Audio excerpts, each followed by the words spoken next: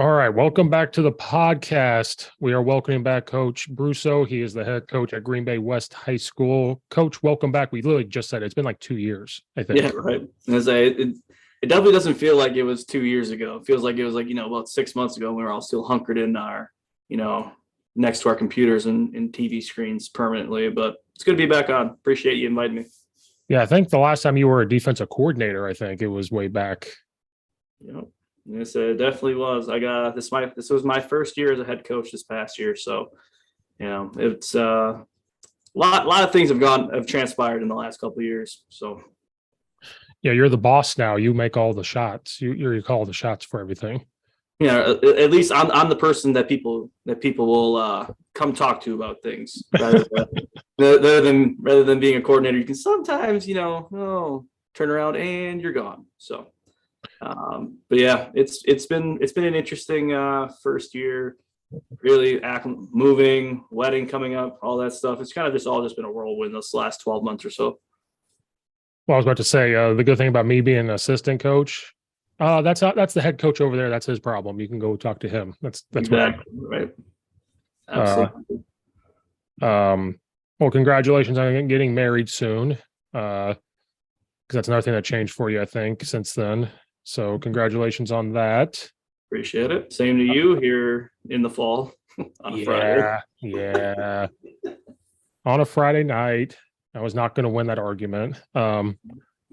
Coach Carrick, he does the Flexbone 101 YouTube channel. Okay. I've had him on a couple of times. He lives around Chicagoland. And we just did a podcast. It was literally Joe Rogan style. I hit record and we just talked. There was no introduction. We just kept going what we were doing. And we got started about wedding. And he goes, "You're getting married in the fall on a Friday?" And he just reamed into me for like 5 minutes, about 5 minutes about, and I was like, way to make me feel bad. Way to make me feel worse. All right. But then I laughed because I talked to, his name's Coach Arthurs. He's a defense coordinator right down the street from me. And I told him about it, and he's different. He goes, "Steve, there's other Friday nights for football. You'll be okay." All right. There'll be another game. Well, because he had kids during COVID. And so he was like, that gave me a whole new perspective on things. So he was like, if you miss one Friday, it's okay. And I was like, you say that now until it happens. And I'm at my wedding thinking about like how the game's going. Like, I wonder what's happening because I get too intense. I'm too worried about what's going on. And that whole week, I'm going to make sure practice is set to go and my whole line and run game set. And yeah, it's going to be a lot. So how was your first year being a head coach, a young head coach? Yeah, right.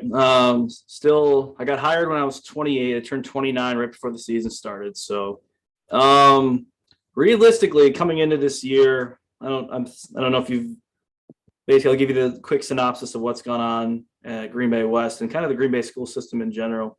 So, school system has gone under a lot of tough times. At least from West perspective, the athletic success has been very limited, to say the least, over the last 2.5, 3 decades. All that stuff, right? No excuses, right? It is what it is. 70% of our kids live at or below the poverty line. So resources are always going to be limited to some extent. But we didn't win a game this year. We had a couple. We basically, from my just kind of doing some self-evaluation on kind of what our deal was this year. A lot of it was, we had, I think I did the math, 70% of our roster was freshmen or sophomores. Wow. 25 to 30% of our players had never played football before. That's always a good time. Yeah, right. And then it took us, we did not have a JV team. It took us 6 weeks to get enough kids to get enough kids for a JV team, because we started the year with 27 kids for week 1 at the varsity level. Yeah. And by the time mid-season rolled around, our peak was right around, I think, a little bit over 50. Okay. So, I figure like that 40, 30, the 35, 40 fresh, mark is when you can kind of really have kids play, some reserve roles at the varsity level and play some JV time and not really get too beat up. And it took us a long time. We had to recruit our hallways so badly, but it's a credit to the kids. They stuck around, believed in this is going to take more than a year or two to really see the long-term results. For us, it was a lot of getting these kids' mindsets right, getting their behaviors right. We talk about coming, coaches always talk about, coming out of COVID, and sometimes sometimes there's like, a little bit of an adjustment period that you have to get into these kids to kind of get them back to, hey, these are the expectations. We're not going to lower our expectations just because you're a little reluctant to meet them. Mm-hmm. Right? Where this is the standard, right? You've heard that, whatever, right? Any coaching cliche in the world, but the baseline of what we are going to expect out of our coaches and our players is what it is. It's not going to change. And it took probably almost half the season really to get that rolling. And then, as the season kind of transpired, when you start losing games pretty significantly, where the games are pretty much out of hand halfway through the second quarter, you can't blame the kids necessarily for having the morale kind of down in the dumps at times. But I think going forward, we still have a very young team. I think we're only going to have 8 or 9 seniors next year. Mm-hmm. So it's a very promising, pretty promising thing if we can keep everybody together and keep, have them not be allergic to the weight room. That's kind of the one thing I said, and that allergy kills us at times. But I know what that is. There's a lot of other stuff going on off the field that kind of is making that a little bit difficult, but I'll kind of keep that off tabs unless you want to talk about it later. But yeah, great learning experience, learning kind of learning what not to do in certain situations and what more than what to do in situations. Cause I feel like I got a good intuition for what we need to be doing. It's just some things we may have to cut out or change.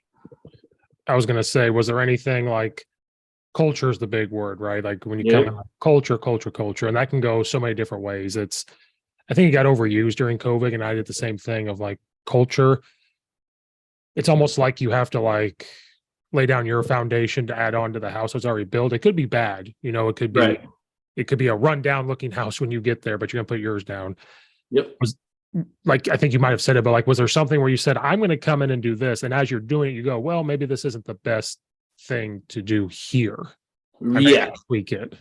Right. And I think the thing was for me is like I was going to be more, because I didn't really directly coach a position or coach a unit this year, right?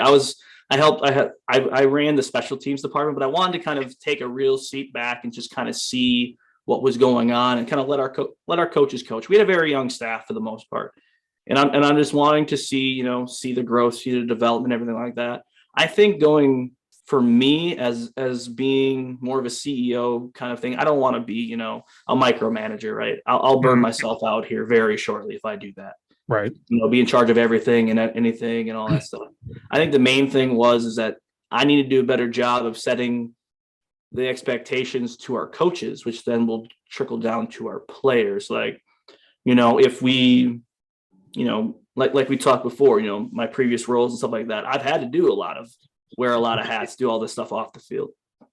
And I feel like a lot of, some coaches that we brought in weren't necessarily, they're either, they're very inexperienced, which, I'm always about giving people opportunities, but I think people, how do I say this? I think people kind of their eyes were opened a little bit of how much it takes on a weekly basis to prepare properly.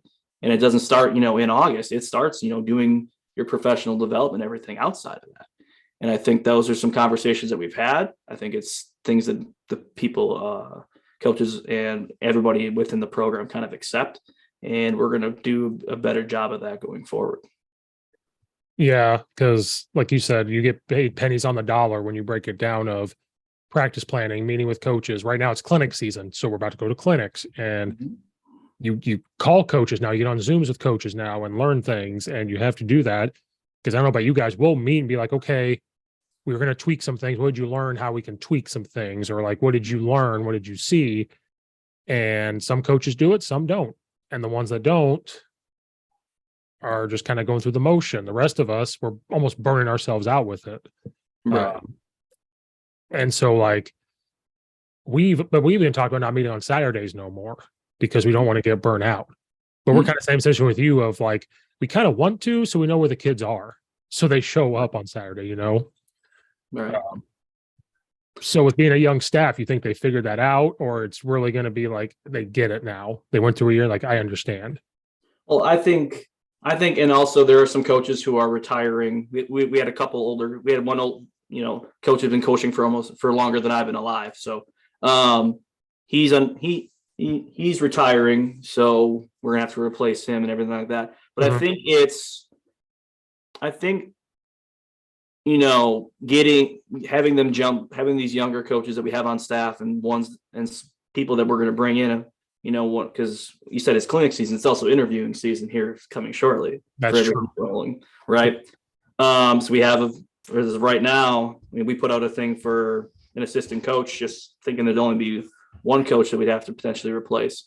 And it's going to be maybe a couple more coaches, and we've already had 4 or 5 people in the interview. So that's another thing you got to kind of do is, see the strengths, see the weaknesses, see the tools you can take from prospective coaches, see how it integrates, one, from a football perspective, and 2, from a camaraderie perspective on your staff.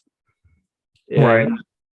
that's another kind of hat that I'm going to have to dig a little bit deeper and kind of ask more difficult questions instead of maybe potentially, just saying, what, we can help you, we can tool everything for you and everything like that. But to answer your question, I think the fact that this is what I think will happen, is that the fact that I'm very patient when it comes to people learning.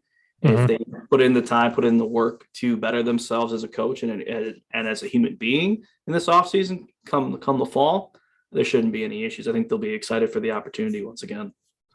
Yeah, we had to replace 4, I think, from last year to this year. Okay. And it took us all the way to like July to get it done. So it's bad out there. Yeah, I'll just say this. From going into the season, I think I had 5 different prospective coordinators that either accepted the position and then bailed, or whatever. Certain circumstances, whatever. I'm not going to judge them for what decisions they made. But we didn't really have a finalized staff till almost the scrimmage. Wow. So it was, we had people, okay, good, HR's running their stuff, everything like that, and then they either don't show up or they use the job for leverage, right? I get the business part of this thing, right? We all do, but not telling me ahead of time was kind of like, kind of rubbed me the wrong way at times. But it's a business from a coaching perspective. I understand that. So having a full year where I want to get the whole staff locked and loaded, have them ready to go by the time we get into summer, right? By the time school ends, I'd like to have our whole staff finalized at the minimum. And then we can kind of build everything, get everything ready to go, be everybody on the same thing so if no matter who's gone, say I'm gone for a day, whatever, right? Something happens, they know how to run a drill, do a period, every technique, blah, blah, blah, blah, blah, right? Mm-hmm. That's the goal. Now, will that be the reality? Who knows, right? But that's, that's how you draw it up. Right. That's the plan, but we'll see what happens. Yep. Was there anything huge you learned before being a head coach that made you feel more prepared for it? Because I know you're not going to take this job if you're not prepared. Right. But was there something big in the college world that you're like, okay, I can use this? Because you can't use everything from college into high school. No. It just doesn't work. No. I think the main thing was that I would say having the, I don't want to say demanding respect, but coming in knowing that, hey, this is how things are going to be run. If you don't want to be a part of things like that, here's this you volunteer to do this. You're not on scholarship, right? We're not paying you to be here. And that's kind of where the difference, where I had to kind of check myself a little bit early, just because I was a little bit more in your face, demanding respect, but giving respect, all that stuff. I kind of came off of that a little bit, but I would say I'm firm but fair. Mm-hmm. Right. And I think the kids really respect that because they kind of need that role model in their lives. I'm not saying I'm a role model by any means, right? Being not that much older than them in the grand scheme of things, but being a consistent figure for them. And I also think being all the stuff behind the scenes, I was actually prepared for, right? Dealing with budgeting, dealing with talking to boosters, dealing with, talking to administration, all that stuff. I've done that before at the college level, being a football ops guy, not really doing much on the field stuff and everything like that. You're doing a lot of behind the scenes, making sure all the I's are dotted and all the T's are crossed. Right. And I think that probably was the biggest asset off the field for me, is that I was pretty prepared for it. And it probably help you be prepared for like you said, if it's more of a low income school, it probably helps you get prepared for that, because in college you're dealing with all walks of life.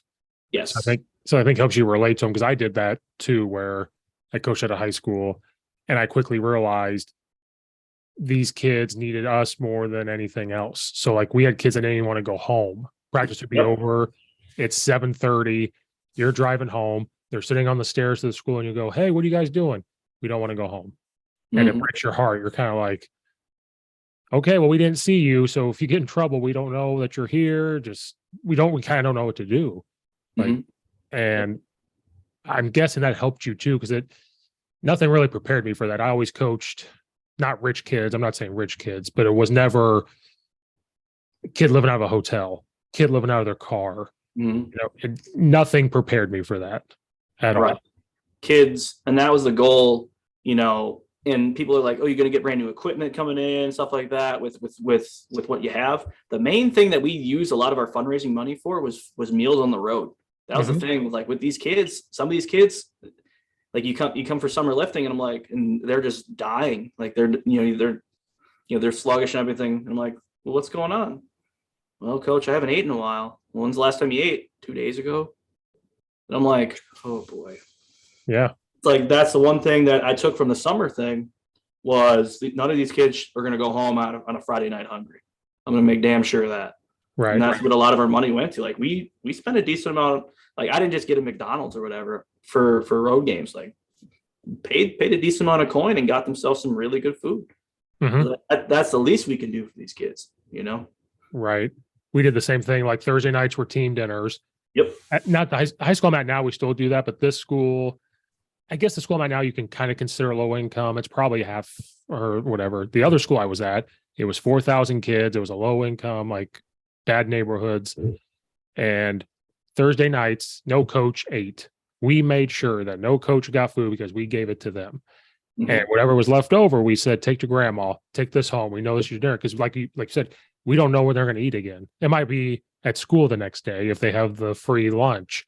And then that's another reason why we had them come in on Saturdays, because we wanted to make sure we knew they'd show up. And we always brought donuts, coffee, whatever, because we knew they weren't going to eat breakfast. Yep. And I know you were prepared for that. Nothing prepared me for that when I opened it up, or my eyes were open to that. And I had to change how I coach, because I was old school, yelling at them, get in their face. Some kids I could do that. Some kids were going to snap at me, but then some kids respect you more when you do that, because they don't have that in their life. Right. At all. Yeah, you definitely can't do a cookie cutter one size fits all approach to all these kids. You got to learn these kids, right? You have to establish those relationships. And you have to poke you have to poke the buttons and see which ones you can work with, which ones you can't. Not being disrespectful by any means, but you got to learn how to communicate with each and every kid you have. Right. And I had to learn that because I'm only 32, but like I had to learn that very quickly, because all of our coaches playing high school, they weren't like that. They were treating everybody the same. They're gonna yell at everybody the same. They might talk to you individually different, but on the field, you were the same. And I did that. And then some kids break down and cry, or some kids shut down, some kids, whatever. And then because of COVID, I call them COVID kids. It has gotten worse. So you really have to figure it out. And I don't care if people know that I call them all COVID kids. It's true. Everything has changed. But we're not going to talk about parents. It's just kids, COVID kids. But you really have to figure that out now.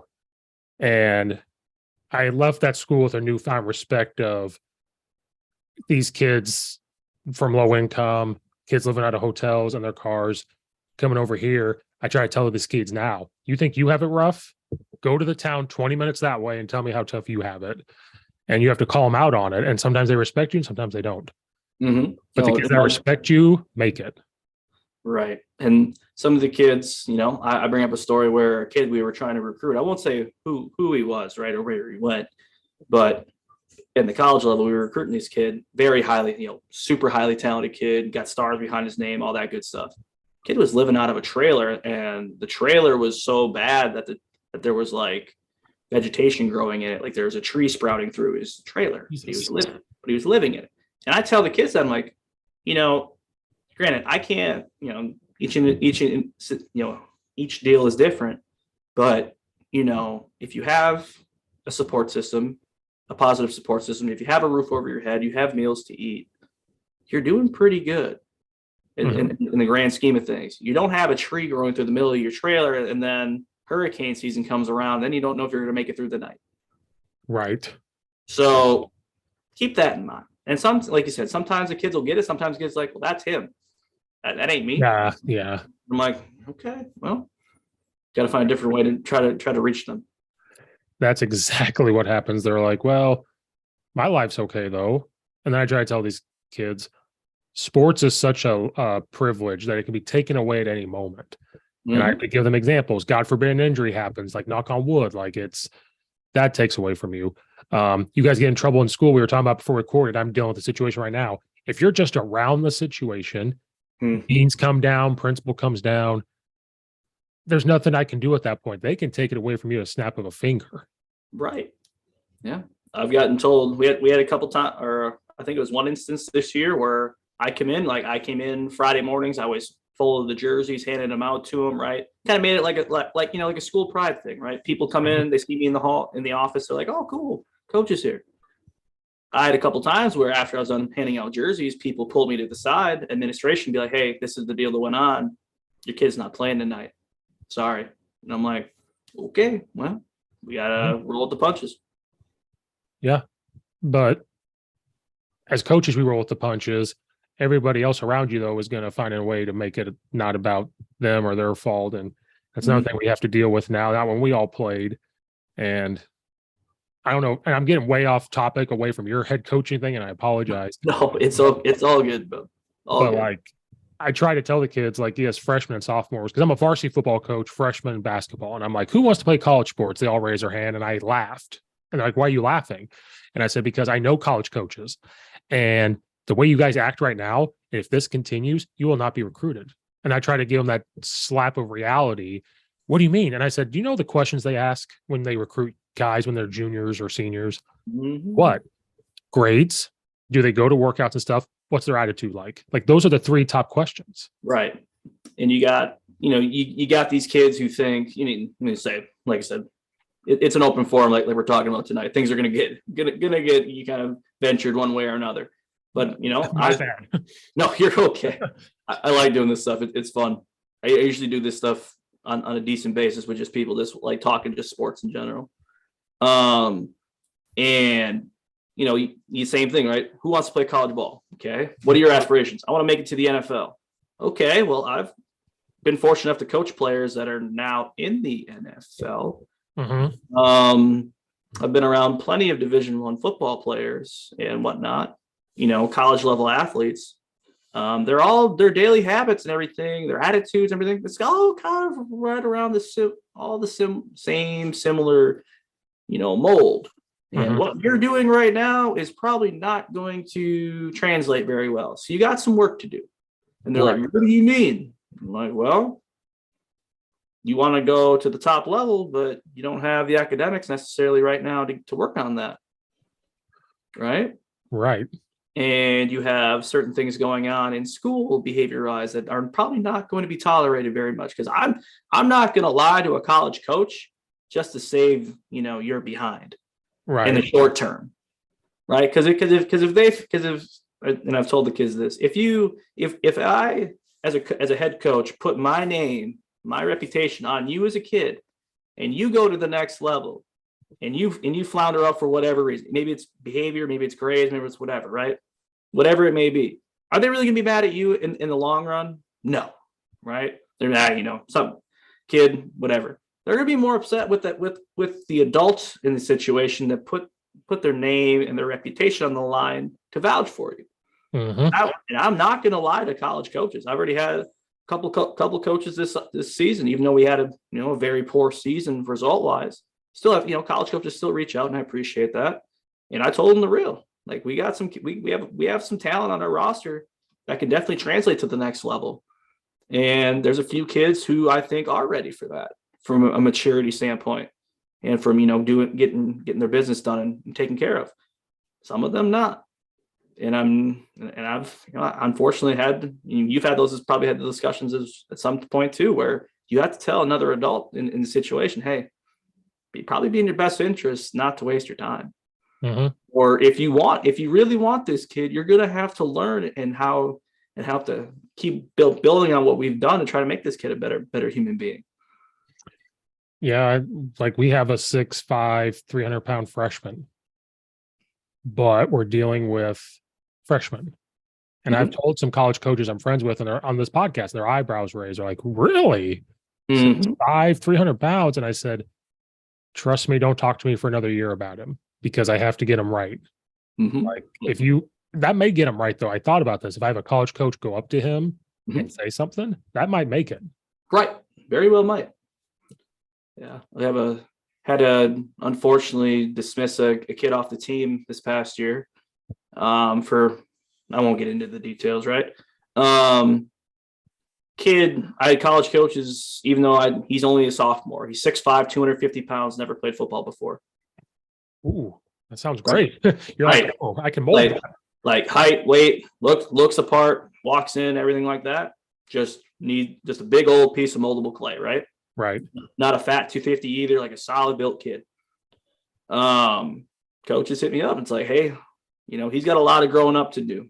His grades right now, he probably gonna be a Juco kid, right? If he does keep up with it, but he has to earn his right to get back on our team. And as of right now, it's up in the air of if that's going to take place. Right. Was that something you were thinking was going to happen at the school with all the troubles that were going on, like fully prepared for it, or did anything shock you? Not in detail, but was there like, oh my God, like I didn't expect this? I think so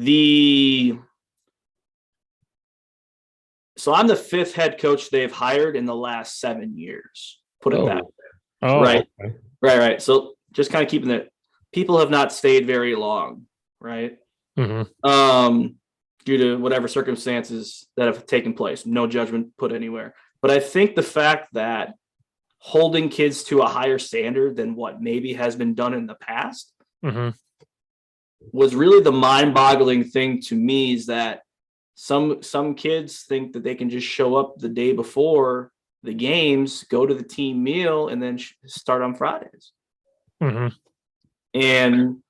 just showing up to practice at times has been interesting with keeping attendance and everything, and, commitment levels and everything like that.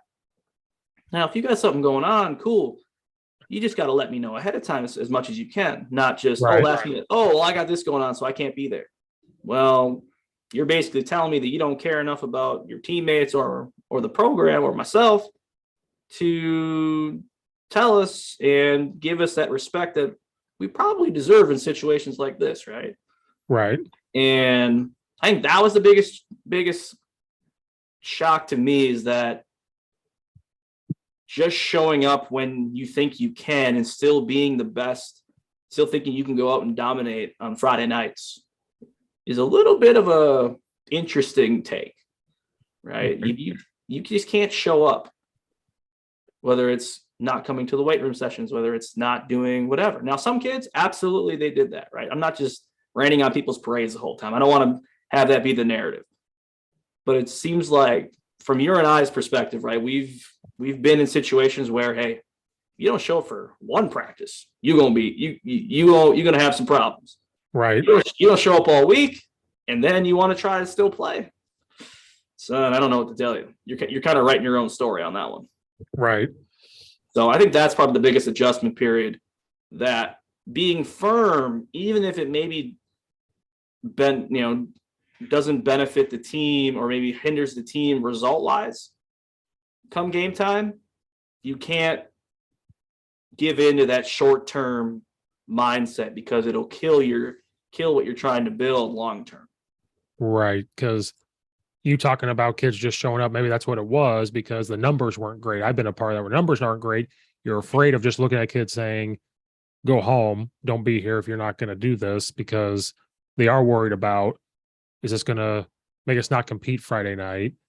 Mhm. But like you said, if a culture building or this re-foundation is going to take time, so you have to trim the fat, as we call it, like from a chicken, like when you're cutting the fat off a chicken, you have to get rid of this, get this mindset, and then it starts rolling. And it is going to take time. Yep. And it is going to be frustrating. You are going to lose hair over it. You're going to get gray hairs over this. Yep. But if you can lay it and get the kids thinking right and it trickles through the whole school, and like what we're doing is trying to get all other sports kind of involved and like try to do everything the same, then it starts trailing going, okay, now I understand. Now I get it. And then you can build more into what you want from a culture perspective. Yeah. And that was this whole year one is understanding what exactly has been allowed and condoned in the past. Mhm.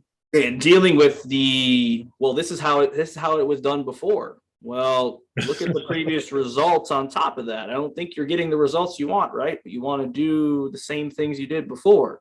Kind of the definition of insanity, if you ask me, right? Right. You want to show up and ball out on Fridays, but you may not be willing to put the work in from, December to July.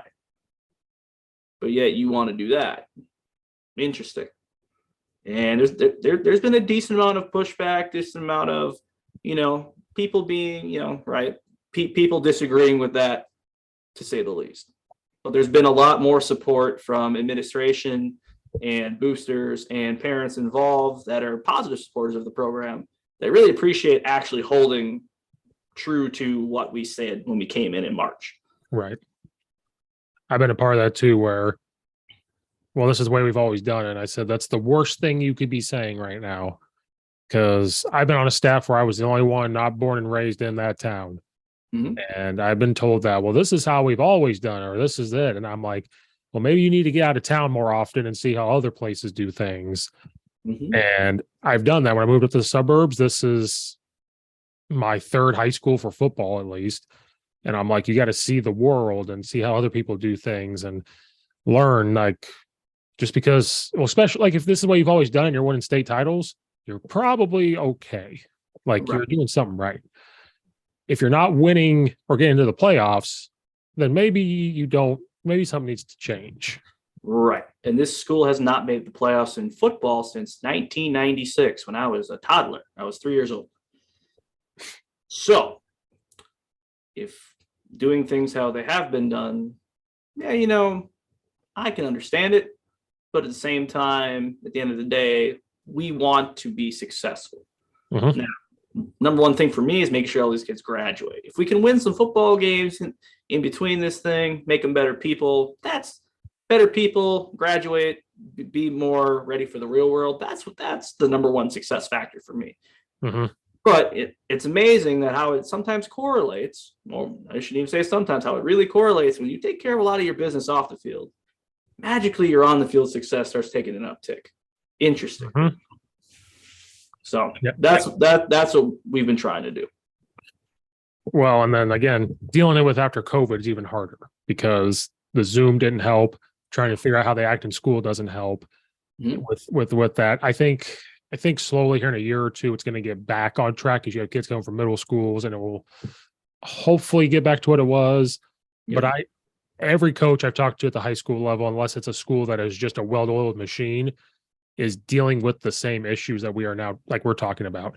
I coach baseball at a different school than I work at and coach football at. Okay. Talking to them, they are also dealing with similar stuff. And it's a school of like high prestige too. It's, high taxes neighborhood type of thing. But they're dealing with similar stuff. Kids skipping class, kids getting fights in the bathroom, the TikTok challenges that pissed everyone off last year, like pulling the sinks off the wall. Like even this high prestigious schools were dealing with the same thing. And so I'm like, okay, it's not just an us thing that's quote unquote low income, which was not as bad as the other school I used to work at, but like dealing with this fallback of COVID remote learning is not helping us coaches out. And so many coaches have retired and left because of all dealing with this extra stuff we're all dealing with. Absolutely. The actual coaching part of it is the fun part. It's Right. everything else you got to deal with. That's, you're not getting around it. You just have to kind of grit your teeth and deal with it. Oh yeah, when we get to being the line coach, when we get to blocking, I'm like, okay, here we go. But then when you're dealing with getting their attention in the film room because they're thinking it's class, get into the weight room. What's the importance of this? Oh, they'd rather go to X sport or something and lift, like just something like that. Mhm. And that's what we're dealing with. When you're on the field, it's fine. All that extra stuff is what's causing us to be like, shit is, if you ever thought to yourself, like, do I want to do this right now? I've done it all the time. Like, do I really want to? Yeah, I do. I coach all 3 sports. I'm like, yeah, I do. Like, I don't get a day off. I'll get 6 days off when basketball's over and I go right into baseball. Like, that's what happens. Yeah, right. Outside of culture, Yep. I'm X's and O's, and I know it don't matter. It doesn't matter. No, you're good. When you came in, did you think this is what we're going to do, offense or defensive wise? And then once you got there, you're like, no, this is not what we can do. I saw, so looking at the past years on film, right? I thought and this is, everybody's got their own way to, run an offense, run a defense, right? I just thought going in that the previous like 4 or 5 years at times of what's been run maybe did not have the kids' best skill sets, in certain places. But you know what? Hey, I'm not them. I don't know those conversations they had, right? I'm not. Right. I'll never, rip on another coach for what they were trying to do. Never will do that. Okay. I tried to simplify it, being that, and this is the hard part, right? Because we had different coordinators that we wanted to come in and they wanted to run I would check off anything they tried to do, right? I'm not just gonna let them have free reign on, we're just gonna run, air raid all the time, but we got offensive linemen that can't really, move. You can't, need some help, right? Need a chip here and there from a tight end or a back. Right. And unfortunately, like I said, this whole year was just discombobulated where I had to literally put in an offense like a couple of weeks before the season started on my, like I had to implement it, and then I had an offensive coordinator a guy on staff who stepped up to be the OC who then ran plays. Mm-hmm. And I'm like, okay, well, I tried being more gap scheme, more smash mouth, more ready to go, and you could tell that these kids weren't necessarily they have the physical tools to do it, but they didn't have the mentality yet to do it. Right. And that's where it was kind of like we kind of opened the playbook back up to where we started becoming more of a predominantly passing team. Just because, weirdly, and you'll find this funny as an O-line coach, we did much better in passing than we did in the run game. Oh, I've been a part of that where we had games this year where I'm like, hey, don't run the ball because right now we can't move nobody. But for some reason, you can protect. We're staying in front of them. So just keep doing that. Right. And, we got a really, really good, talented receiver. He's been a 2-time second team all conference receiver, and now he's a second team all DB as well. Kid's only a sophomore. Oh, wow. So basically the thing was like, you can't force feed him the ball, but you got to scheme some stuff to get him open every once in a while. Right. Right. And average, you think he was number 1 in the state in yards per catch for kids who had more than, I think, 15 catches. He averaged like 32 a catch. Wow. Yeah. So it's like, okay, we got to do more of that. And we got to me, I wanted to get those guys. I wanted to do a lot of heavy. I wanted to be as balanced as possible in offense, so the play action game would really come into fruition. But at times it did work, and sometimes it really did not work. Right. Right. Defensively, I kind of, I'm a 3-down guy, and you saw a lot of, this was previously a 4-down defense, and you can see the kids were still, as the year went on, they got a lot better in seeing like where their fits are and everything like that. And I think they started learning about it. But, you also have those kids who are somewhat demoralized where, hey, it don't matter what we scheme up. Well, we're going to get beat. So then they just don't give full effort. And it's like, right. Oh, God. And it's like, you're in position to make a play. I won't pull it up right now, but there's a play I have saved for effort, right? There's a play in the game where I think they threw a swing route, or whatever. Maybe it was a screen pass. I don't remember. But there was literally 7 of our guys around the ball, and all 7 of them missed tackles, and they scored touchdown. So it doesn't matter what you scheme up, guys, if you're not tackling. Right. Like that's kind of the running thing. That play alone was like the epitome of what we had to experience this year at times. And like I think there's another game, and I told this to a couple of coaches, and they cocked their head a little bit. We had 7 turnovers in a game, and we gave up an onside kick on top of that, and we lost only by 40.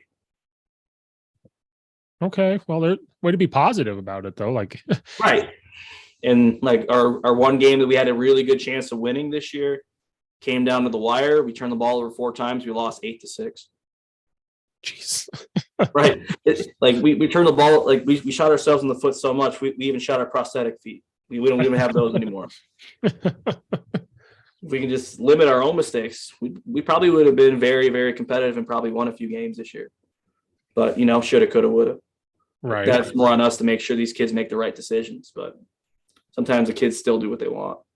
Oh, yeah. They go back to what they know, or they kind of What they're comfortable in. They're what they're comfortable in, or they think they know better. So that's what they do, whether it's they see it on TV or somebody at home's telling them, and they're like, well, this is what you should do. The armchair coaching people, like, this is probably what you should have done. Yeah. Because right now we're figuring out ourselves again, even though when I got hired on this staff, it was that summer of 2020. Okay. And I was the new guy. These guys have been together. One of the assistant coaches became the head coach. They've all coached together for a while. So I'm like the new guy. That COVID year, we kind of put duct tape on what we were doing. It was just kind of like, what really new could you install? Because our season was that spring where basketball started in January, football started in March, track started in April or so. So everything was crammed into that 5-6 months. So really we were kind of like, they basically told me they're going to run the same offense they did the year before, because like, why you don't have time to even like put something new in. Right. You can have some tweaks in. And then for us, I'll never forget the date. I got done with track like June 4th, June 7th, state of Illinois said, go back to normal. So we started football and basketball up June 7th after everything just had ended for sports. So it was Groundhog Day every day. And so then you go through summer football, summer basketball, then August hits, and you're right back into normal football, except school. School was like back to COVID rules, but when you're outside, it didn't matter no more. And so it was football season all over again. So we had our 2 seasons in the same year. And we were just kind of blaming COVID and how do we get new things in, like all this stuff. Yeah. And then now this year we're coming to a point where we need like a system, because we need the freshmen to kind of do what we're doing to make sure we're on the same page, where it's built up. And so we don't really have an excuse. Like, we've been there, we should have had this figured out, but we were just like figuring out the type of kids that are going to come in. For you being a new coach, was it kind of like, you still have to figure out what you're going to do on varsity? So right. So how do you tell your freshmen, like, this is what you're going to do, or whoever? Well, here's the thing. Like, we only had a varsity team until week 7. We didn't have. That's right. You said that. So literally, kids are learning how to play football during the week, and then they're trying it out on varsity on Fridays. Which is like, you said that. I'm old. I'm old. Oh no, you're okay. And that's probably the biggest thing for me, was seeing how the lack of relationships with the middle school and the youth programs around here. Mm-hmm. And that's what I really tried to do a lot of, is establish those relationships with those positive relationships, and be there for them as a resource if they needed to. And you see, like, there was a example, and I'll just say this is a pretty remarkable thing I saw from an 8th grader. Was 8th grader, great kid, whatever, plays football, does really well. He reached out to me and said, hey coach, I'm trying to get a meeting together where you could come in and talk to us about what football is going to be like next year. Wow. And I got like 30 kids. I got 30 of us who want to come play for you. And I'm like, 30? We're up here. And then the previous class before, like the 7th grade class, has like 40 of them that want to come play.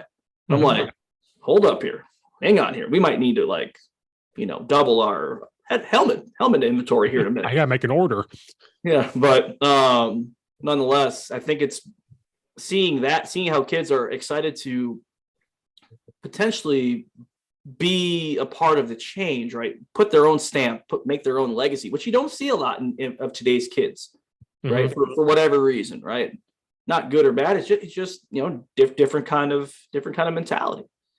Right. And to see a kid do that, take the reins at like 13, 14 years old, wanting to be a positive part of the change and seeing what they can do to help make our jobs easier.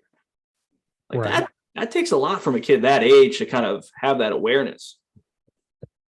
And I don't know how it is up there, but around here in the Chicagoland area, where you have multiple schools very close to each other, you can go somewhere else if you just hop, skip, step over the road. So in Green Bay, it's still open enrollment within the district. Okay. Right. It's still open enrollment in certain areas, but a lot of the districts are doing is that they are landlocking themselves from incoming kids, and that you have to move into the district for them to attend. And with our rules is if you transfer before your sophomore year, you're immediately eligible. Right. Okay. But if you transfer after the start of your sophomore year, it has to be a family move. Otherwise, you're ineligible for your junior years. You have to play JV only. Okay. Yeah. Illinois, you have to live in the district. I think if you transfer, you can't do sports for like 90 days or something. Yeah. Something like that. But then if you go from public to private, you can play right away or something. Yeah, it's a whole, it's a whole can of worms opening up. I'm not saying anything private is bad, right? But it's just there's a lot of things you can bring up in certain instances where it may be favorable to do so, right? But I think for us is if you look at the map of kids in the district, just in the Green Bay area school district where there's 4 high schools, you see the amount of kids that live literally across the road from the school that are going to another school because of the reputation, lack thereof, that Wes has had. Right. And that's probably, that's something you can't really control. But at the end of the day, it is pretty frustrating seeing how you can't get some of these really, regardless if they're talented or not. Right. Just having that thing where you're just going to, I'm going to go here because I don't want to go here. Right. It's like, and that's something you just can't control. Like things out of your control are the most frustrating, but they shouldn't be because they're out of your control. Right. There's a school district right 20 minutes north. It's just like that. There's 3 high schools in it. One is super, super good at every sport they do. The other one is and the third one is bad. And like you said, literally the bad one right across the street, they go to the one that's really, really good because they're athletic. Then there's another school district, which is the biggest school district. Is it the biggest or second outside of Chicago Public School? They get to pick to their high school because each high school has a different specialty of classes. So if it's like communications, they're going to go to this school. And so like the newer school has that, and that's where the athletes have been going. Yeah, because our school is an IB world school, and then they're back, sure, I don't know, big words, right? Hippopotamus, helicopter, big words, right? Yeah. We're an IB world school. And there are another school is like a fine arts school, like specializes in fine arts and stuff like that, and technology in another and whatever. And I think it helps that our curriculum, even though it's it's a part of a district, being an IB school is a little bit tougher. And I think it's an interesting thing that people, if somebody wants to do that stuff, and they want to leave or whatever, I have no problem doing that, right? Like no hard feelings. You're going to do what's best for you and your family, right? If your family has to move to a different area because that's going to be more advantageous for them, cool, no hard feelings. Just don't leave me in the dark about it, right? Just so we come in July and like, oh, he moved. Oh, that would have been nice to know. But we can't have it perfect in all aspects, right? Or they keep talking about leaving. Like, I'm just going to transfer here. And you're kind of like, Mhm. okay. Yeah. See you. We've had that. Like, I think I'm going to go here. I think I'm going to go here and looking for attention. And we have to, and I'm finally like, okay.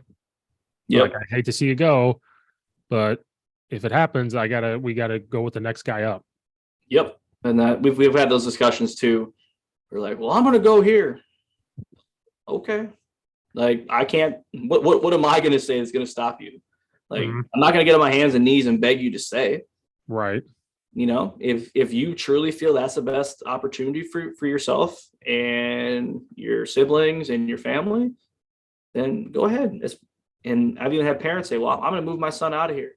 Mhm. Okay, well, if you really believe that's the best opportunity for your son and for your family, go ahead. Yeah. If you need me to Yeah. call the coach, I'll call him. It's fine.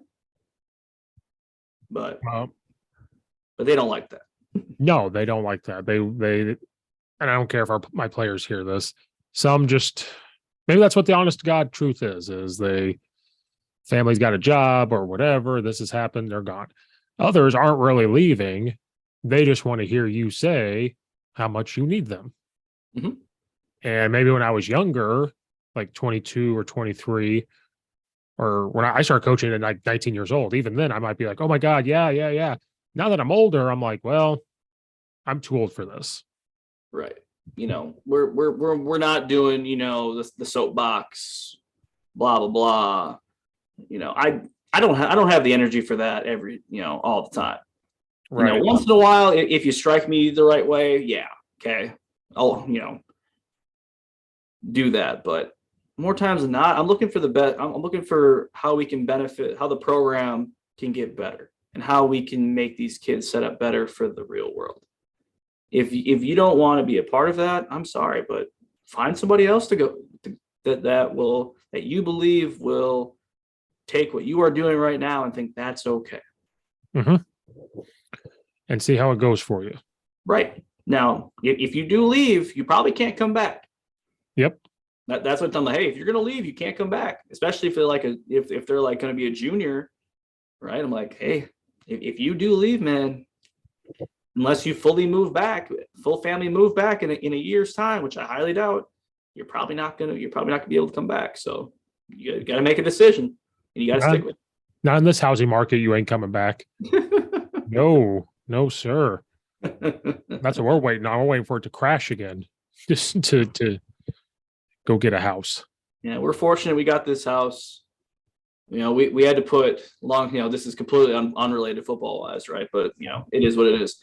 We did in a matter of 12 days. I had 2 interviews, and I had the phone call telling me that I was a recommended candidate for the board, right? Hmm. So within 2 days, this was in January. Then we did house hunting in a matter of 2 months. We traveled, which is 100 miles over from where we lived. We traveled here twice a week, every week, put in 20 offers on houses, and finally moved into our house in late May. So you were a busy bee that spring. Yeah. Yeah. And trying to manage and run everything remotely until we did move. Oh Jesus, Jesus. Yeah, I remember the virtual weightlifting stuff. Like, no, Yeah. And even just like meeting with players, meeting with coaches, meeting with administration when I'm 100 miles away. right. You know, it's just like, I would do the thing is I would go substitute at the school if I could on a Friday or whatever, stay there for a little bit, and then come home Friday night. Right. Speaking of weight room, for us, that's been the biggest culture change. Is like you said, it's one thing to show up for practice, or kids want to show up to practice or the game, right? That's kind of what they live for. Getting them to understand that the weight room is where they're going to win, and the classroom and weight room is kind of where they're built. For us, I don't know if you saw this too. That's been kind of the biggest. I don't know if problems the word or pushback. Or Mm-hmm. like we have to take a mini bus sometimes. Or our head coach does. God bless him. Our head coach lives an hour away to work at the school. He teaches there. By God, he'll show up to school at 4:30 in the morning, get a mini bus, and go pick these kids up to make sure they're there by like 5:30 to weight lift. That's been the biggest push. I wish I could do that, but a lot of loopholes to jump through to even do that. But yes, For us, so I'll kind of peel the onion back a little bit on what's going on IRL with our school. Our school back in the 90s made wrestling room, weight room on the second floor. Okay. So that already should ring a couple bells for you, right? Mm-hmm. In certain time, I don't remember what the time frame was, they switched the rooms. The wrestling room became the weight room became the wrestling room. Only one of those rooms, unfortunately, was reinforced. Was the then weight room, now wrestling room.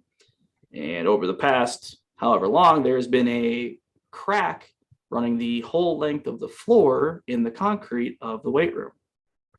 So, and we have a bunch of hand-me-down stuff, blah, blah, blah. Right. Rusted barbells, all that good stuff, right? Doing the whole soapbox thing, but it is true. Mm-hmm. We've gotten told now that we can't drop more than 100 pounds on the floor because every time you drop weight on the floor, you go underneath on the cardio is beneath us, which we cannot move. We got told we cannot move that stuff. Little concrete shards will fall from the ceiling. Yep. So I'm like, okay.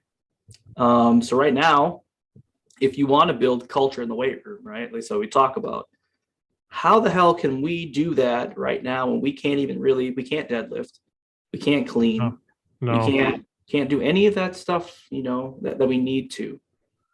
But yet we're supposed to build that right now, even though we're scared that something might fall through the floor. That's it. You gotta make an outside weight room. Well, probably can't do that either. You just kind of got to accept the fact. And I don't blame kids if they go work out somewhere else right now. I can't. Right. Now, referendum passed. We're potentially, maybe this year, maybe next year, might have, in addition, put onto the school for a brand new weight room, locker room, blah, blah, blah, all that stuff. But we don't know if that's going to happen this year or next year. So until that happens, hands are kind of tied right now. We're doing the best we can, but attendance is low for kids because, they can't really do a lot. Well, God bless you, because that sounds awful. Yeah, it's it just adds on to the list of things. But you know what? I don't, do the woe is me parade. I don't believe in that. But at the same time, you got to acknowledge the reality of the situations. Right. God bless you, because I won't complain about anything in the weight room again, attendance or not. Like God. Or our kids who think they know better, they go to a gym. And now that's the other part of us is like, we're the last 2.5 years, we're old school. We're like, you can't do that. You have to be with us. Now we're getting to a point where we're like, but are they actually lifting still? We can't be too mad, right? Because they're doing something. Right. But the summer, though, like you have to be with us in the summer. I don't care if you go after, but you're with us doing something. Right. For the team part. Right. And that's the thing is like, if you're going to go work out, like we're going to have, like we've been talking about changing up the summer routine, whatever, because we used to do it like 6 a.m., 7 a.m. thing. And we don't have any kids show up because it's too early. So now now they want to change things. And I'm like, okay, well, the thing is like, if we can get it to where more kids show up and actually participate, not be sleeping on the bench or sweeping in the squat rack, then cool. Now we feed the kids, give them breakfast, give them lunch, all that stuff, kind of the thing. And plus, obviously summer school is going on. So you got to figure out, we're trying to structure it around where if we can get the weight room time and then have open gyms for rotating schedule of open gyms for each sport. If we can kind of tailor that to be kind of like, you go boom to this, you come and get breakfast, go to class. After class, you go work out. After working out, you go to your open gyms. If we can get that rolling, which is what we're going to talk about here probably next week, I think I have a meeting I have to go to. That'd be great, right? I just want to be there as much as possible now, knowing the scheduling, stuff like that. I wish I would have known a little bit ahead of time because I took on responsibilities of right now to do some youth level stuff within the district for summer school for sports. But, we'll cross that bridge when we come to it.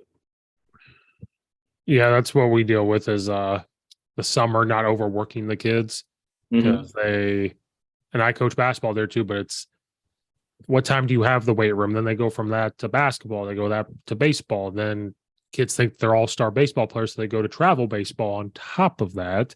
Yep. Then they might come back and do a basketball shootout where they play 3 games.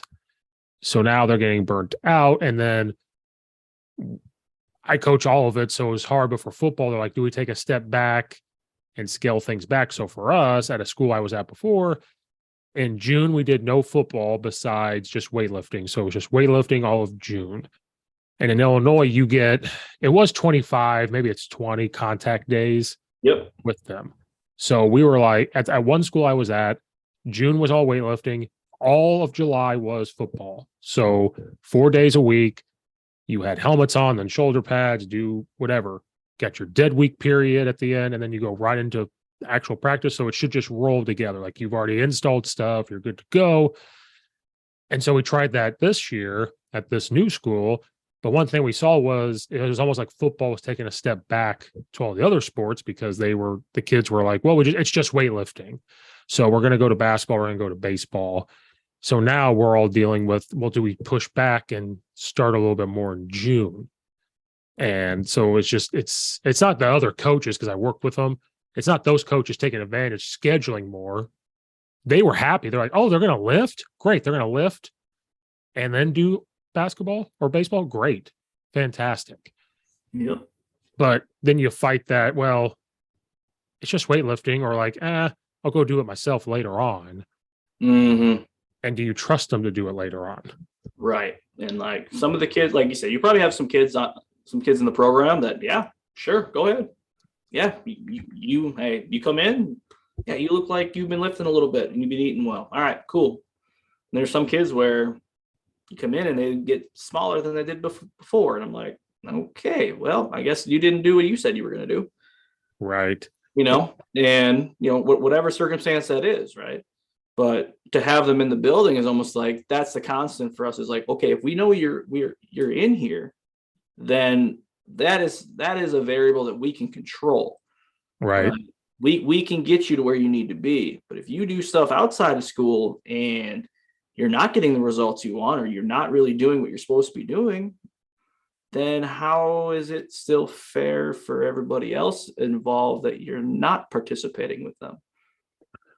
Well, that's that culture part of it where you're trying to hold accountability and team. And like you said, no, not to talk bad about any other coach, but if other coaches thought this way, cool, God bless them. But then when you try to change it, and this is the pushback you get, and we're still dealing with it. This guy's been the head coach since 2020. He's been at the school, but we're slowly getting out of it. We can kind of see the light. Yep. But we're still dealing with it. Yeah, no, I can definitely see that. And like, oh, well, this is how Coach so-and-so did stuff. Okay, well, he's not here anymore. I'm sorry, regardless of the circumstance, this is the reality of the situation. Mm-hmm. He's not coming back, right? I'm here now. I'm your daddy now. That's what.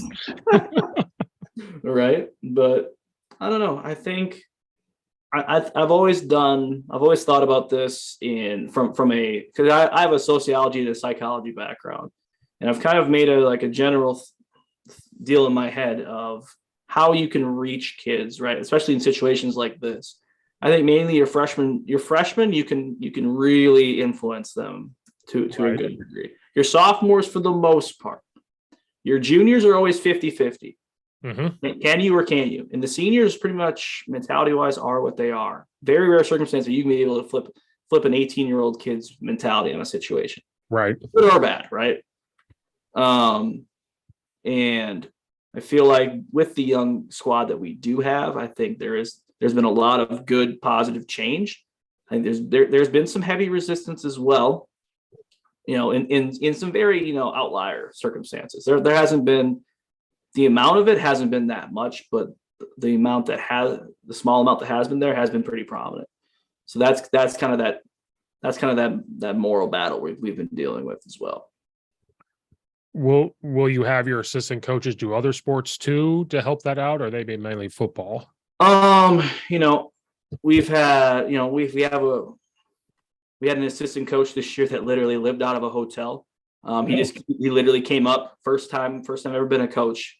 he kind of just lived out of a hotel, did some side hustles and everything like that, and then coached for us. And he's not here right now. He's back in his back home. He plans on doing the same thing next year, at least, or maybe getting a place eventually. But a lot of the coaches are coaches through the district. I think one of our coaches, he's the softball coach. Okay. So he's in the building every once in a while, stuff like that, being around. Got a couple other coaches that are very tightly knit within the community with a lot of the kids that are now going through the program. They pretty much have coached them in some aspects since they've been like Pee-wee kids. So that's a positive thing. Some of the new coaches are still within the district. They're just not in the building. Okay. Right? Yeah. So they understand probably the mentality and kind of the general feel of what goes on here in the city. It's just maybe not necessarily on an everyday basis with our specific kids. Yeah, because last year I worked at the school I work at now and coached football. I coached basketball at a school in the town that I live in because I don't live there. And then I coached baseball at a completely different high school. So I coached at 3 high schools last year while working at one. Jeez. And this year, the basketball spot opened up and I took it. And the head coach, football coach at least, was like, this is perfect because now you're a varsity football coach. You're now the freshman basketball coach. You can try to treat them like varsity athletes to an extent so they have an idea of what's about to smack them in the face. And now when they get to varsity football from freshman basketball, they understand how you work, how we're going to work, and like how they're supposed to be held to the standard that maybe they never got told before. Mm-hmm. Even from our freshman football coaching staff, who are great people, but some of them are on their way out of like retirement. So like now this might be the first time, or those kids that didn't play football, but they're playing basketball, thinking about playing football. Now you get them to do that, or other sports. Cause I promote all sports. Right. I'm like, do something. 100%. Don't just sit on your couch and eat Oreos and bonbons and play 2K on your Xbox. Yeah. I'm like, I want to do that because I'm old now. I want to go do that. You guys. Yeah. Go run. Go do something. Enjoy the metabolism before it stops. It's going to stop at some point. But I've also been that coach I am a coach out of the building, so I understand that. But you can find good coaches out of the building. They don't always have to be there.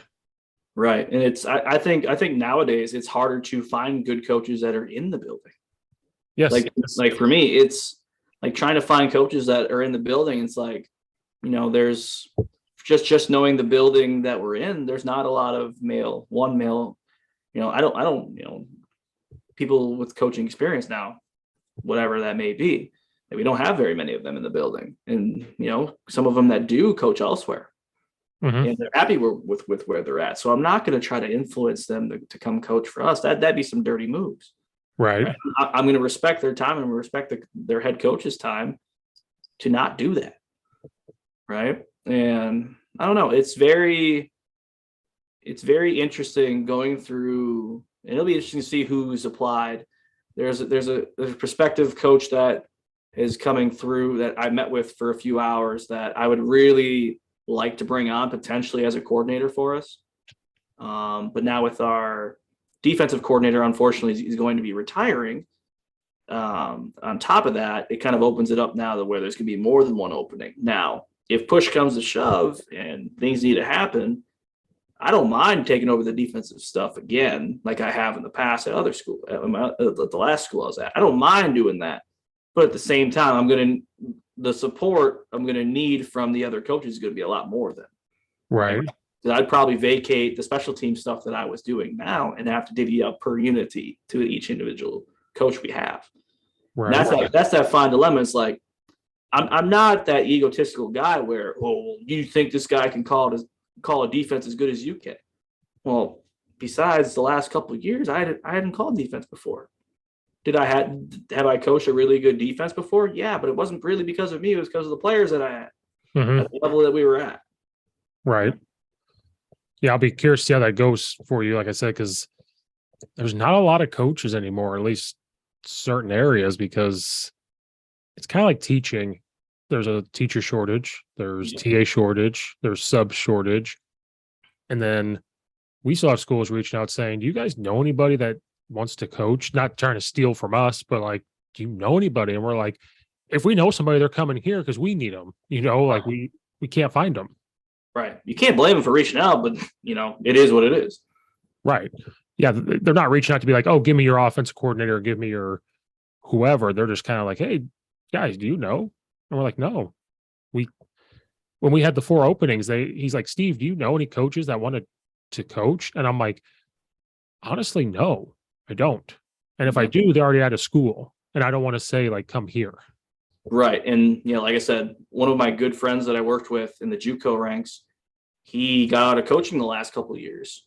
Like he's done coaching, and he was, he was on his way to being a D2 position coach. And he lives down in the Florida area, and I don't even want to call him. Like we'll talk, we'll hang out. He's coming to my wedding and everything, but I wouldn't dare ask him to come up here in Wisconsin winters and be like, "Hey, you want to come coach for us at said school?" Because he's going to be miserable because of just like the dynamic. Why would you turn down Orlando to come up here? Right. I Ugh. even talking to college coaches, and you could correct me if I'm wrong, they're having a hard time sometimes finding like GAs and like doing these things. Because I think because of social media and technology and everything, I think people are more hesitant. I mean, you're still going to have those people that people are starting to kind of read the fine print when it comes to these GAs and interns and everything like that, right? Now, I applied for numerous GA jobs, knowing that my schooling was going to get paid. I'd get a little bit of a meal stipend and a roof to live over. Like I've done that. Did I get any of them? No. But, am I regretful about that? Not really in today's day and age. I can't blame people that, or people that say, oh, there's no housing, no meals, no nothing, and you'll get a potential resume builder. Like who in today's day and age with how much things cost can really afford that?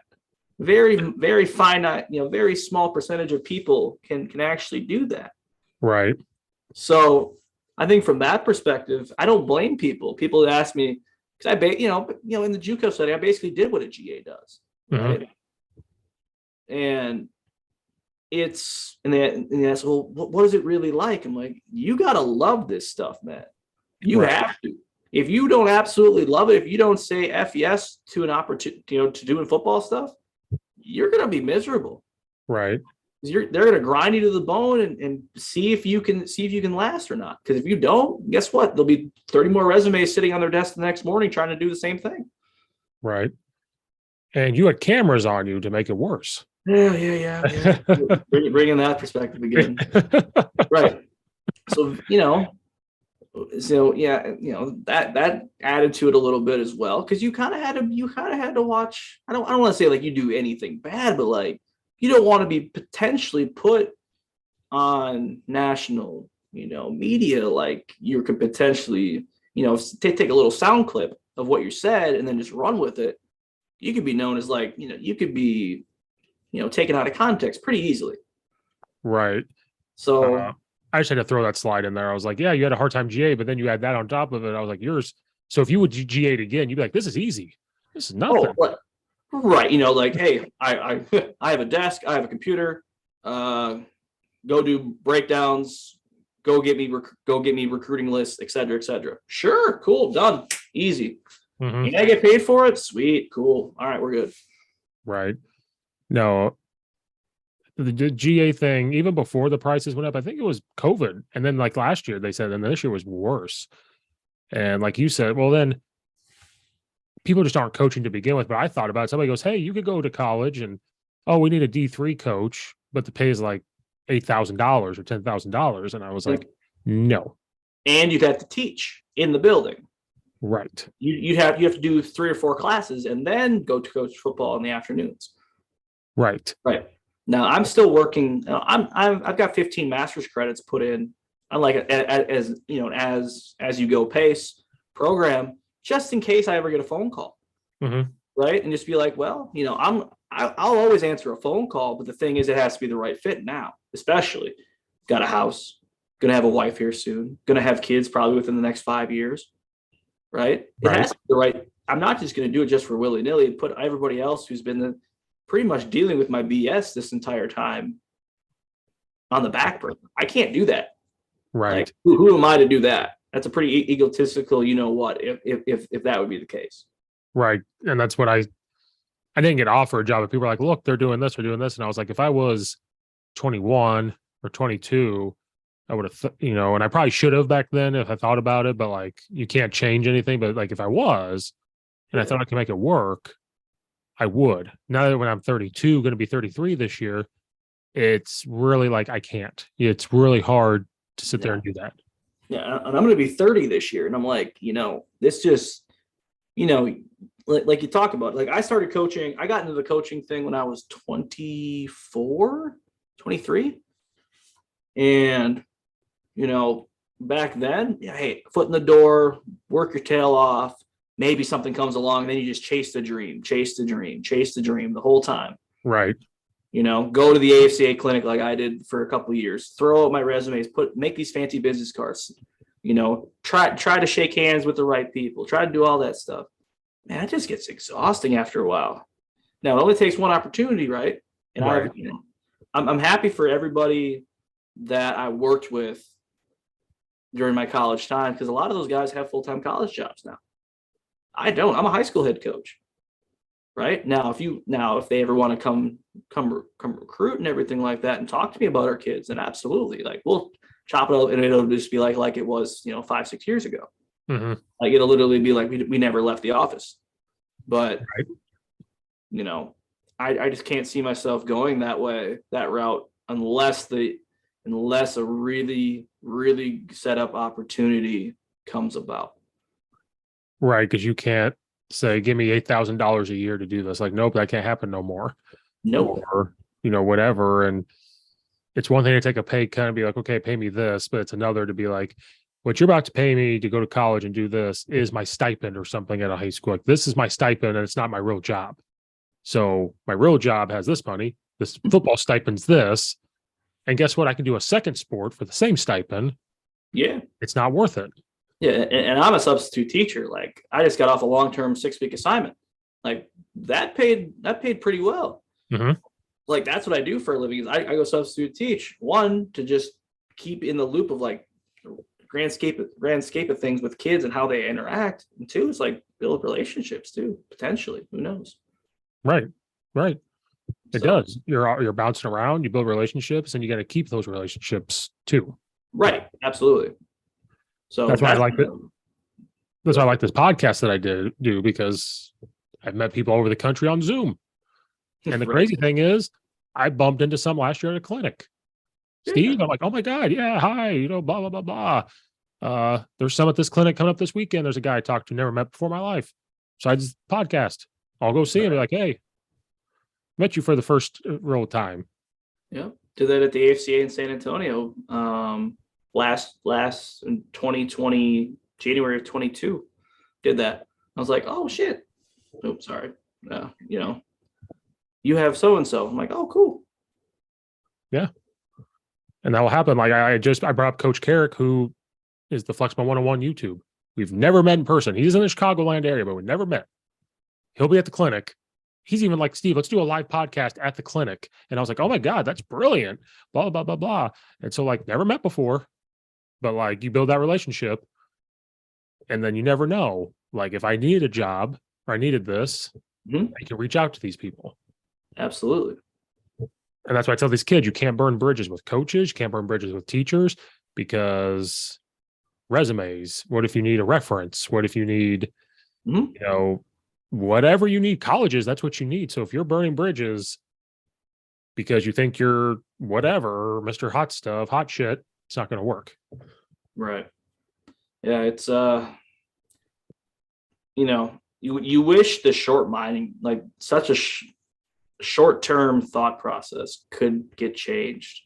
And eventually we'll probably wither that a little bit, but there's always going to be that, well, it's now, and I don't worry about what tomorrow is. Mm-hmm. So, you know, it is what it is, I guess. We can only do what we can do. And hopefully we get through some of this growing pain of how kids act now. And it just gets a little bit easier as we go along. That's what I keep telling myself. Right. That's the hope. That's the hope. But the cell phones don't help. Social media doesn't help. Dealing with a social media problem right now. No punishment over Zoom, because how do you punish a kid over Zoom? Like, it just didn't work. And so it's going to take years to get acclimated to a school setting, real life setting. And I tell these kids all the time, if you can't handle us, you're not going to handle your boss at a job that's paying you to do something. If you can handle my crazy self, you can handle anybody out there. Right. Absolutely. Well, Coach, I realize I took a lot of your time, and we talked some football and talked other things. No, you're okay, bud. You'll know when you get older, you have to go to bed earlier. The older you get, that's how I am. You get more tired. Yeah, I'm one of those midnight oil guys by nature, so this is just starting to get into my comfort zone. Oh God, see me, I'm normally at this time, I'm like, oh, do I go to bed? That's normally what's going through my mind. But I'm also coming back from like basketball, dealing with freshmen, and I'm like mentally gone. No, I get you. And then when they start texting me about baseball coming up, I'm like, oh yeah, that one too. But it's freshman B Bombers, so it's not very like serious. It's just building relationships, coaching at a different high school. Now it's building that up just in case something happens. Right. You never know when you're going to need a favor from somebody. You never know. Or like, I hope my head football coach doesn't listen to this. I'm friends with the head football coach at the school I coach baseball at. They just went 12-1 this year. Not talking about going there, but it's cool to talk to him and just be like, what did you guys do? Like, right. How did you do this? See, they had 220 kids show up for football. Yeah, that helps, right? That helps a little bit. If he listens to this, he said this. He asked me last year during the spring, what's your numbers look like? And I was like, well, I'm hoping to have 40 varsity players, blah, blah, blah, blah. And I'm like, what about you guys? He goes, I think we're going to have like 195 show up. And I'm like total. And I'm like, and you're complaining? And he goes, well, I don't have enough helmets. I don't have enough shoulder pads. Like, yeah, that would, man, but budget of that would be nice, huh? Well, what was it? I think they had because football's not a cut sport in Illinois, really, because like, why would you? Yeah. I think they had to. I think they had like over 200 some come out, and they had to like say, unless you guys pay out of pocket for the equipment, and I can't do it. He's like, I'm trying to have a freshman C team, freshman B team, freshman team, and like he's like, I can't do it. I don't have the equipment. The school is not going to buy this stuff, because what if in 4 years you don't have, like, then we have all this just sitting there. Right. And I'm like, but you're complaining about that? I think they had 80, 90 kids on varsity or something like that. It was something crazy. Right. I mean, to put in perspective, when we were at Juco, we had like 400 kids in summer trying to play football. In summer, early summer. Jesus. We had 200 kids in camp. And a lot of them are walk-ons, I'm assuming. Most of them were walk-ons, just trying to have their one shot, right? And then eventually it tailored down to about 150, 125 with, people doing dumb things, people saying, you know what, you're not giving me a fair shake, blah, blah, blah. Mm-hmm. Nobody asked you to show up, right? So, no, but yeah, when you're going back to your, just hanging out with that coach is saying they went 12-1. It's like just picking up some nuggets, right? Not trying to learn their whole deal. Like, oh, well, this is how we're going to do things. Just take a couple, like the rule of thumb is at clinics. Take one thing away from a clinic, it's worth your time. Mm-hmm. Take one thing away from this conversation with a coach, it's worth your time. Right. That's the worst thing about this podcast is I feel like I waste people's times. Like this one, I think I just wasted his time talking through this because we didn't even like full X's and O's, but people can do that all day. Right. And it's like the X's and O's, the nitty gritty stuff, that's fun, but it's like getting to know the why behind everything, I think for me is the more motivating and more, I don't even know, like I enjoy it more than just like, oh, well, here's what we're going to do in this situation on this thing. It's like, okay, cool. Well, how is your relationship with your kid to make sure he's going to trust that this is what you're supposed to do at said time? Right. We were very fortunate to go see a practice at Northwestern University right before the season started. And got to see how they roll and how they operate, which was really cool. And I took that like, oh yeah, we got to sit in meetings, and I'm thinking X's and O's are cool, even though they're way light years ahead of me. The stuff they were put on there, this boom, boom, boom, boom. I'm like I was in the old line room watching the film with them, and they're doing practice. And he goes, now when you do this, they went so fast. I'm like, I'm stupid. Well, you gotta remember, you're basically at like a Midwest Ivy school, right? You're like, okay, these kids, the level of intellect in here is probably way above mine. So, okay. Well, that didn't help. And then I'm just realizing like the type of football they do and how much they have. I'm like, I am stupid. Like, and like you said, you had the O-line coach and the GA O-line coach in there, and just how quickly he had stuff set up for him, how they were doing this, and how quickly they look at a play. And just as soon as the play popped up, they like everything. And I'm like, I thought I knew football watching film, and then I do that. I'm like, oh, I'm stupid. But the cool part was when we went out to the field, talked to Coach Fitzgerald, and just learning how they run practice, learning what they do here, the weight room, talking to the sleeveless weight room. Yeah. Got to meet him because one of our coaches I guess you could say GA'd with their strength program for a year and a half. So that's how that was our way in of like, it wasn't anything illegal NCAA. It was illegal, but it was just how to get our name on the list to like go watch. And we got to see all that. And it wasn't even X's and O's at that point. It was, how do you guys structure practice? How does this work? They use catapult on their shoulder pads. So he was going through like to figure out how they're tearing down the body for everybody. And all that stuff. And like just watching Fitzgerald, he was just a CEO. He literally walked around and talked to people. He'd watch a little bit, then go back and talk to people.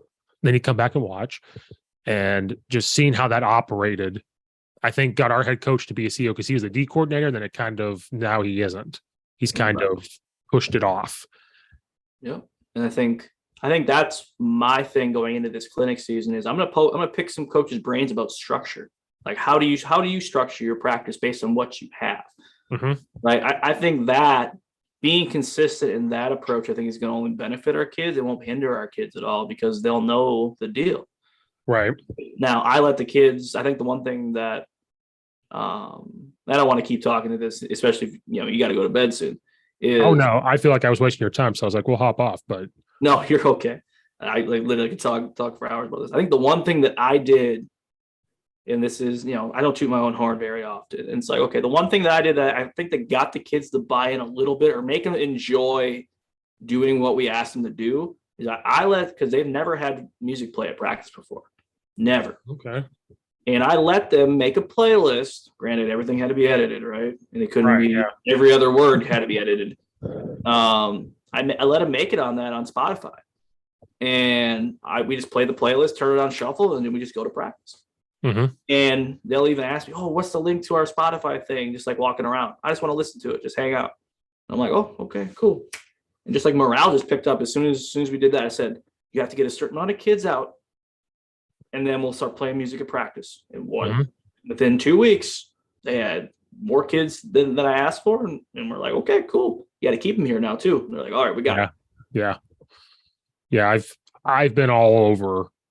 I've coached at 7 high schools. 5 of them have been football, and I've been a part of every different type of practice planning.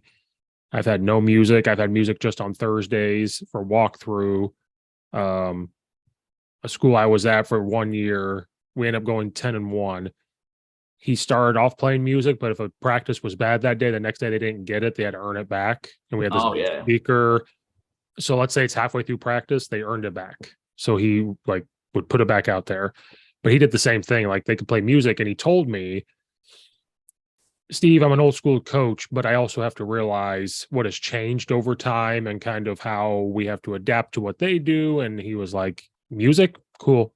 We'll figure it out. We'll play music. It's not too loud. It's just there. Because competition Wednesdays to earn stuff. They do competitions and like who eats team dinner first, the last group that loses cleans up, all this type of stuff to make it fun. I've been a part of 2 platooning practice plans. It looks like a college practice. You walk out there, boom, boom, boom, boom. Been a part of where our kids go both ways. How do you figure that out? Do you split it? Do you do all in one? I've done it all. Done it all. And there's no right or wrong way to do it. No. It's just trying to see is a lot of it that I've learned over the last few years is just mainly like I'm confident in what we're going to do. It's just getting, I don't want to say like relying on a reaffirmation of what we're doing is the right thing, but just making sure that I'm not like the crazy off the beaten path guy, just doing stuff for the sake just to be different. Right. Or I don't know how, you know what I'm trying to say. It's just interesting to see that we're not alone. And I think that's the one thing that I kind of put the blinders on at times and kind of forget is that we're not alone in this whole ordeal. Like you said, a lot of coaches are facing the same things that we are. It's how you adapt, how do you accept it, adapt with what you got, and how do you get the best out of these kids, both on and off the field, to be successful. And a lot of that, some things that are changing is like strength training. There's a track coach here, Coach Tony Holler. He started Feed the Cats. Yep. Like where he coaches at is right down the street from me. I'm supposed to be talking to him next week on here, and I'm nervous as hell because I don't know any of that world that I need to figure out. Right. But what he started, another coach started who's on Twitter, Coach Dixon, and he started his like fast football or something like that. And he's like, they only wear shoulder pads, maybe Wednesdays. I don't remember. They only go through like 10 defensive plays on Wednesday. He calls it caging them up. He's like, we don't even tackle. Like he wants to save all of it for Friday. And I think the past 5 years, his team has gone to 2 state title games or something. And like he uses all that training in the weight room. It's a whole thing that I just don't understand that world. Right. But how they lift, how they get faster. I have a buddy that's into that world, and how like their sprint day is this day they'll do nothing, and how much fast he'll have kids go from running 18 miles an hour to now 23 miles per hour. Like it's just crazy. And I think that's the other world that's opening up to us is the old school lifting sometimes is going away. This is coming in because it's just being fast, and it's being strong, but fast. Right. And I did some strength conditioning for in junior college as well. And I ran a strength program at my previous high school for a few years as well. And I think the 2 main things are that I take away from the strength conditioning part, because I'm also a power lifter. Like, you know, I can pick things up and put things down good, right? That's like the running adage. But no, I think the big thing that I picked up from Tony that I've kind of I observe a lot of people in the shadows. I don't ask a lot of questions. I just kind of like try to divulge information, try to figure it out on my own, which is kind of a fault of mine. Is pretty much that speed reserve complex, right? If you're fresh and if you're mid fast, like if your 75% is better than their 90%, right?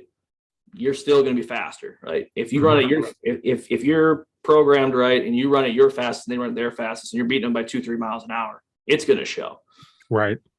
And I've incorporated that a little bit in the last couple of times when I actually had hands-on like ability to make changes and everything like that. Cause we have, probably similar down there. We have strength conditioning coaches and athletic trainers through a third party and everything like that. So they control everything on that end,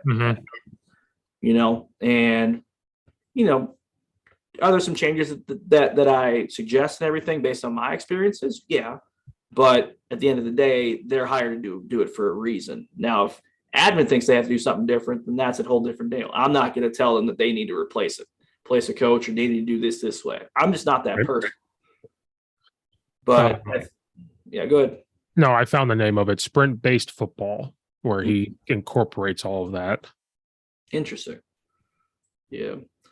because I think there's been a running thing. I don't know if you've heard about it. You talk to more coaches than probably I do on a very, very frequent basis. Is like there's one thing that I've been debating. If we can get more kids, I think it's participating in what's called No Sweat Wednesdays. Mm-hmm. Yeah. Yep. Yeah. So I'm thinking potentially do that, but in my head, we need more kids for that. I don't know why I think that. I think that's, I don't know, me just being a little bit old school and stubborn with things, but kind of having it where we can get a lot of work in with having more kids kind of go up against each other than having to stop, practice, flip script. Because we have to do we did one and then the other and then a third one if we had time for units this year, like this past year, Right.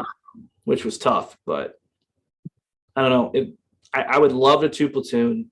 I think that's the end goal, is to two platoon everybody and have a couple crossovers that can go over every which way. Right. That's the dream. Right. But I've been in places where we've had 16 kids lined up for a playoff game, when another team has 16 seniors for a playoff game. Yeah. It just no matter what you do, you're gonna get rickrolled. But Yeah. The two platooning year was the best. I've never been a part of that. We had kids that didn't have to go both ways, but we mainly did. But we had 53 on varsity and we just had an offense and defense. And I'm like, oh my God, this is great. right, Like, and you can practice at the same time. Oh my yeah. goodness. We have enough space to do it. We're getting our field either this year or next year is going to get fully turfed. We're going to get a brand new facility pretty much built, an extension with the weight room and everything like that. So like things are changing in a positive way. If we could just get, to give the kids a little bit of hope, just like from a visual perspective, then we can get them in. Then they'll probably accept what we're trying to do a little bit better. Well, the kids look at that. Oh, you got new helmets? Maybe I'll come join football. Or like, oh, those are new jerseys. Wait, that's new football field? It's so dumb that that's what they do. But that's what happens. But these kids are a little bit different than when we were, right? Not saying it's good or bad. It's just their priorities and their mindsets have changed a little bit, and you either adapt to it or you're just going to bang your head against the wall, saying, "Well, these kids, no, you got to adapt. If you don't adapt, don't coach." Right. Yeah, I was looking up his thing. Yeah, Wednesdays is the only day they're padded up. Like it's different than everybody else. Mondays, they're sprint day, so they'll sprint. Tuesday, they don't sprint, but it's helmets only. Wednesday is a sprint day with shoulder pads on. Very limited team time because he uses the term caged up. Thursday, not sprint day. Friday, they're ready to go. And now, knowing that, is that in a area that has spring football and has athletic periods? he is at a tiny high school. Illinois does not have spring football at all. And his high school is smaller. I coach at a school that has 2,000 kids. His probably only has like 200 or so. Wow. I suppose you got to really be careful with limited numbers. Yeah. Well, that's why when COVID happened and when they were combining the seasons, the smallest high schools took the biggest hit because you have kids doing all the sports. So it was really difficult to look at your baseball team or something when football is going on. Like, well, all of them play baseball, so they're not going to show up until football's over because they overlap. There was this week and a half overlap between each sport. Ugh. And it was horrible. But these bigger high schools, it didn't matter. So if you're at a school of 4,000 kids, 5 played football. So it doesn't matter, like while basketball's going on or something. So it didn't matter.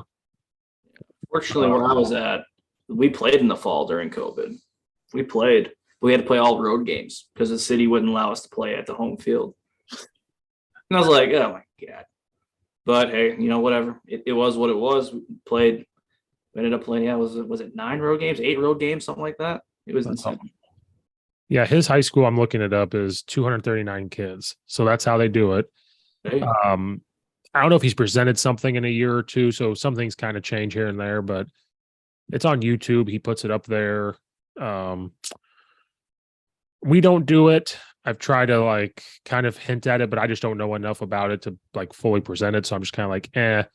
And I don't want to step on our strength coach's toes and be like, right. And for me, that's the one thing, I don't want to say like stay in your lane, but like for me, I don't want to tell other people how to do their jobs, right? That coming from somebody that's not even 30 years old, has been coaching now. This will be my 7th year coaching.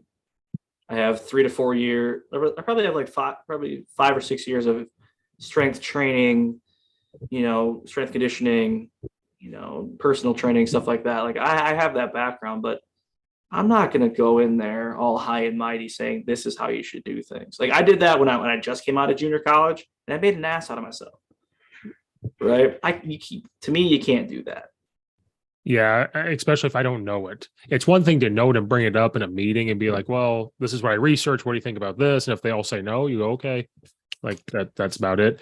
If I don't know enough, I don't do it. So that's why I'll never bring up all that stuff, because I just don't know enough. I know old school ways of lifting. I understand if you say, hey, go show this kid how to power clean, obviously, I can do that.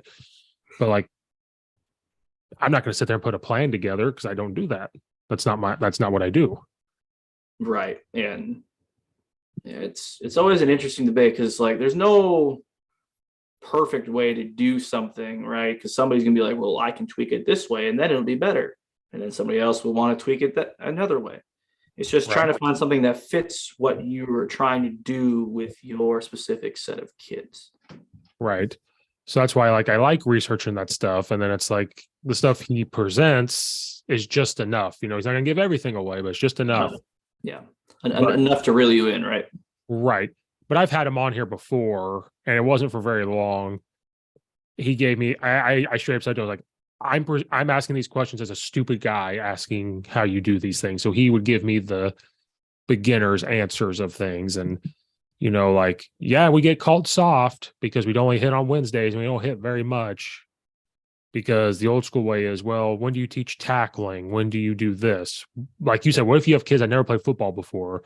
Well, obviously you have to do this. And so there's tweaks. And then the lifting part, like if it's a leg day and you walk in and you can tell their legs are just not with it and it's squat day, well, send them to the leg press if their body's rejecting it. Like you have to see all of that. And, is that too much for a coach? If a head coach, like, for example, if you're doing strength training, you're doing special teams, you're doing the hiring, you're doing the budgeting, and on top of it, you have to look at each kid and make sure that this is like, and I'm like, that may be a lot for a coach to do all the time. And I'd asked him, I'm like, is that why maybe people don't do it the old school way, is do this because I said so?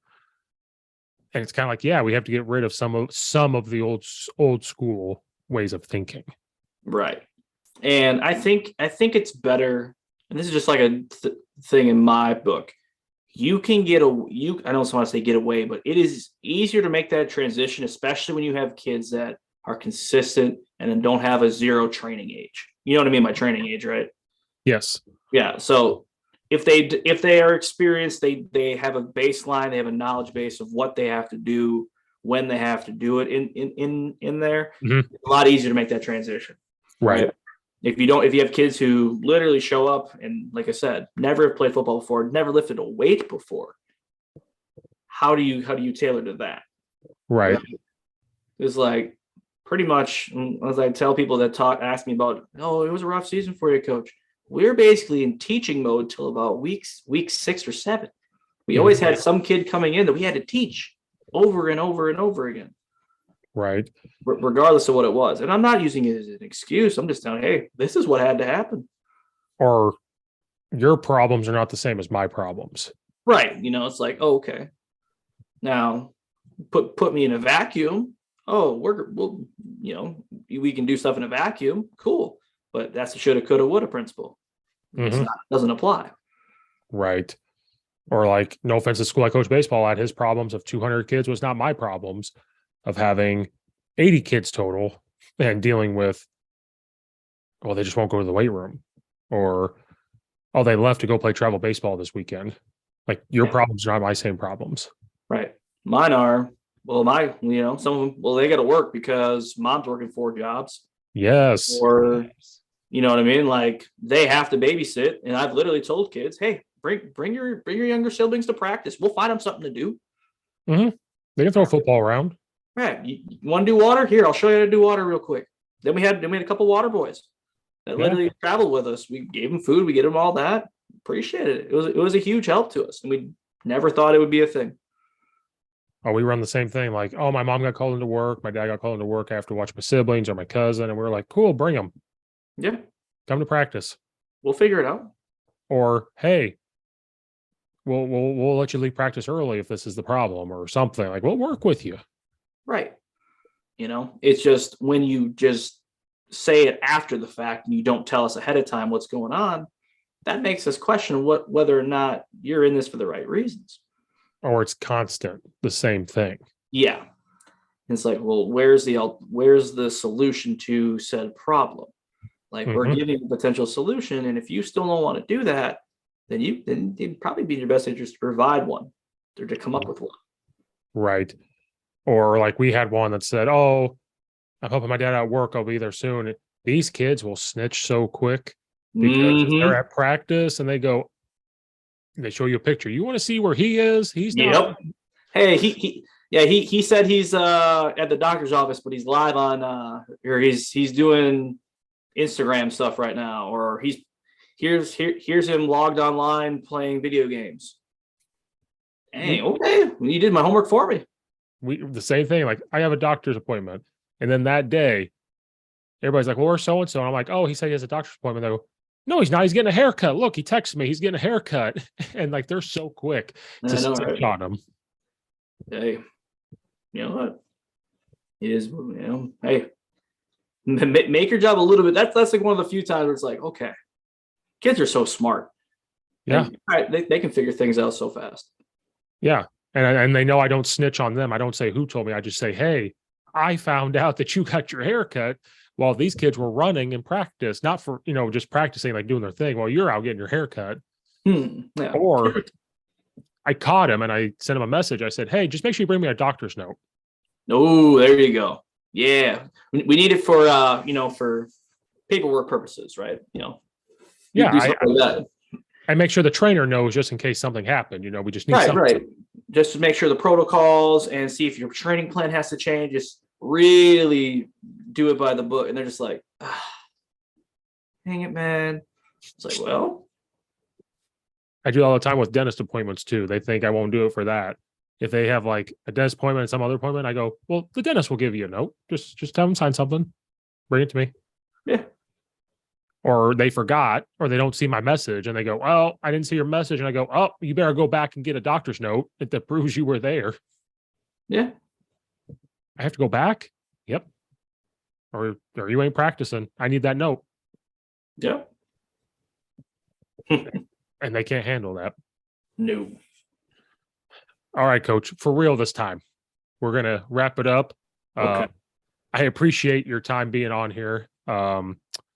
I'll try to get you back on before your wedding. Maybe after the wedding, we'll have to wait and see more about how it goes.